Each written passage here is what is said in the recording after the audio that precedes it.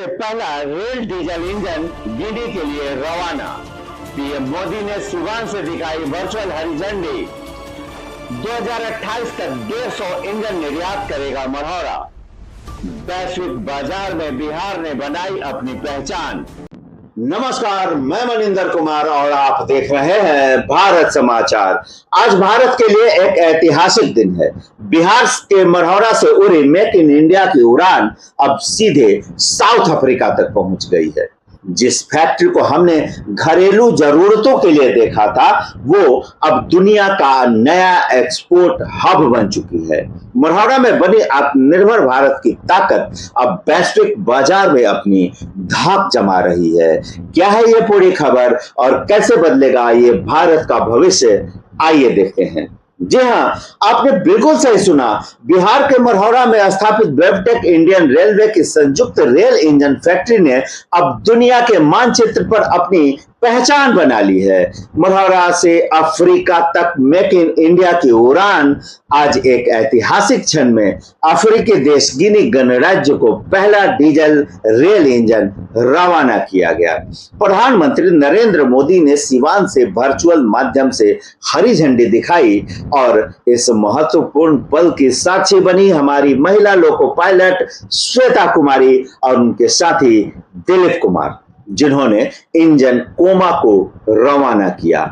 यह सिर्फ एक इंजन नहीं बल्कि मेक इन इंडिया की वैश्विक उड़ान है। वेबटेक इंडिया के एमडी संदीप सिलौट के अनुसार मरहौरा फैक्ट्री से वर्ष 2025 से 2028 के बीच गिनी गणराज्य को कुल 150 आधुनिक रेल इंजन भेजे जाएंगे। यह डील भारत के लिए सिर्फ विदेशी मुद्रा ही नहीं लाएगी बल्कि राज्य और केंद्र सरकार को जीएसटी और टैक्स के रूप में करोड़ों अतिरिक्त आय भी होगी। सबसे बड़ी बात, यह सौदा सीधे बिहार को वैश्विक निर्यात के मानचित्र पर मजबूती से स्थापित करेगा और स्थानीय स्तर पर हजारों रोजगार के अवसर भी पैदा करेगा। ये इंजन कोई साधारण इंजन नहीं है। इन्हें गिनी के सिमांडू माइंस प्रोजेक्ट के लिए विशेष रूप से डिजाइन किया गया है। ये उच्च तापमान सहने वाले वातानुकूलित केबिन, आधुनिक नियंत्रण प्रणाली, कम ईंधन खपत और न्यूनतम प्रदूषण के फीचर से लैस है। इन इंजनों का नाम जो कोमा रखा गया है वो गिनी के राष्ट्रपति के गांव के नाम पर रखा गया है और इन्हें नीला और फिरोजी रंग दिया गया है। वो वहां के झंडे और समुद्री पहचान को दर्शाता है। यह ग्लोबल कस्टमाइजेशन का एक शानदार उदाहरण है।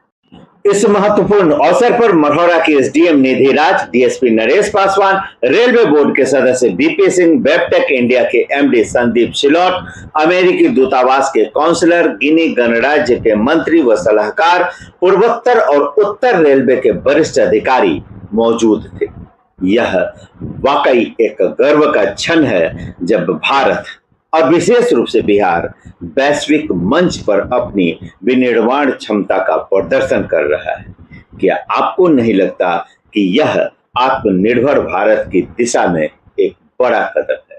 कार्यक्रम के उपरांत मीडिया से बातचीत करते हुए संदीप सिलौट ने जो कहा, आइए आपको सुनवाते हैं। कॉन्ट्रैक्ट 2015 में अवार्ड हुआ था जिसके तहत मरहौरा लोकोमोटिव प्लांट और 2 मेंटेनेंस शेड रोजा और गांधीधाम में बनाए गए थे। इस कॉन्ट्रैक्ट का जो सप्लाई है वो 2018 में शुरू हुई थी और अभी तक 726 लोग को सप्लाई हो चुके हैं। इनका मेंटेनेंस जो है वो रोजा, गांधीधाम, गुटी और सिलीगुड़ी 4 शेड में 250 लोग को एक 250 लोगों का मेंटेनेंस होगा। और इस प्रोजेक्ट का जो सबसे बड़ा इम्पॉर्टेंट एस्पेक्ट है कि इसमें इवोल्यूशन सीरीज़ के latest state of art locomotive supply हो रहे हैं जो कि फ्यूल एग्नोस्टिक हैं। इसका मतलब ये इंजन्स अडाप्ट किए जा सकते हैं विभिन्न प्रकार के फ्यूल्स के लिए।